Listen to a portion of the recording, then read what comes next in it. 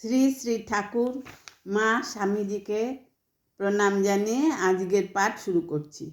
এক, ভগবানকে কি কেউ বাঁধতে পারে?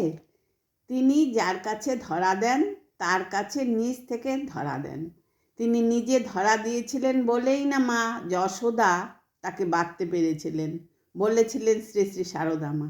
দুই, ভোগ নিবেদনের পর মা দেখতেন ঠাকুর সত্য সত্যই উহা গ্রহণ করিতেছেন। 1300-1800 সালে ডাক্তার লালবিহারী সেন যখন জয়রামবাটি গিয়াছিলেন তখন তাহার অসুখ হয়। সে সময় মা তাহাকে একটু খিচুড়ি খাইতে দিয়া বলেন যে উহা খাইলে অপকার হইবে না, কারণ ঠাকুর স্বয়ং খাইয়াছেন। ডাক্তার প্রশ্ন করিলেন, ঠাকুরকে কি দেখতে পাওয়া যায়? মা উত্তর দিলেন, হ্যাঁ, আজকাল মাঝে মাঝে এসে খিচুড়ি আর ছানা খেতে চান। 3, শ্রীমা কোনো প্রশংসা বাক্য সহ্য করতে পারতেন না।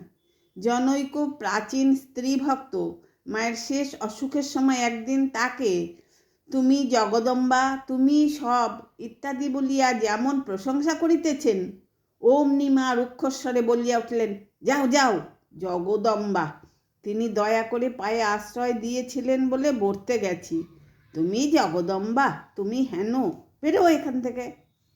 4, একবার স্বামীজির একখানি পত্র শ্রীমাকে শোনানো হয়। পত্রে নরনারায়ণের সেবার্থে সকলকে উদাত্ত আহ্বান জানানো হইয়াছে। পত্র শুনিয়া মা বলিলেন, নরেন হলো ঠাকুরের হাতের যন্ত্র, তিনি তার ছেলেদের ও ভক্তদের দিয়ে তার কাজ করাবেন বলে, জগতের কল্যাণ করাবেন বলে নরেনকে দিয়ে এসব লিখাচ্ছেন। 5, জনৈক ব্রহ্মচারী অসুস্থ এবং জয়রামবাটিতে থাকেন। তিনি মার কাছে কোয়ালপাড়ায় এসে একটু দূরে দাঁড়িয়ে কথা বলছেন, পাছে ওই অসুস্থতা শ্রী মায়ের দেহে সংক্রামিত হয়। মা তাকে কাছে আসতে বললেন এবং আরও বললেন, ও কি, গায়ে হাত দিয়ে দেখো কেমন আছি। ব্রহ্মচারী তখন পাশে বসে মায়ের গায়ে হাত বোলাতে থাকে।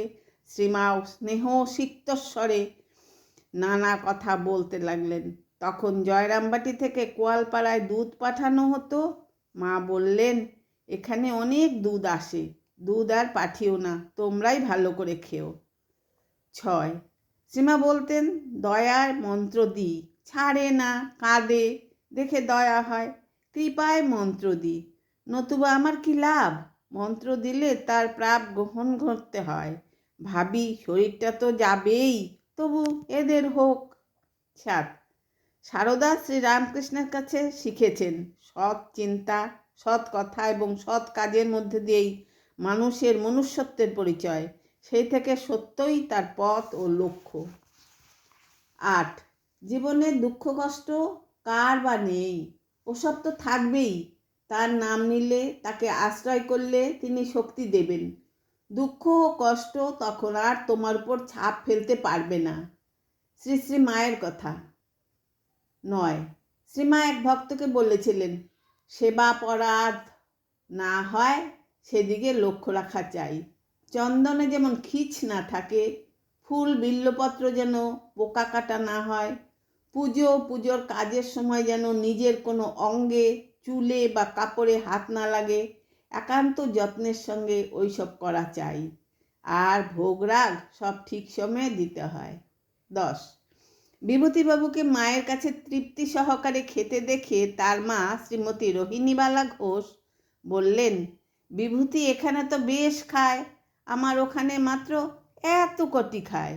শ্রীমা অমনি বললেন, আমার ছেলেকে তুমি খুঁড়ো অর্থাৎ দৃষ্টি দিও না, আমি ভিখারি রমণী, আমার ছেলেদের আমি যা খেতে দিই ছেলেরা আমার তাই আদর করে খায়। আজ এখানেই শেষ করছি। আপনারা সবাই আমার নমস্কার জানবেন, ভালো থাকবেন, সুস্থ থাকবেন।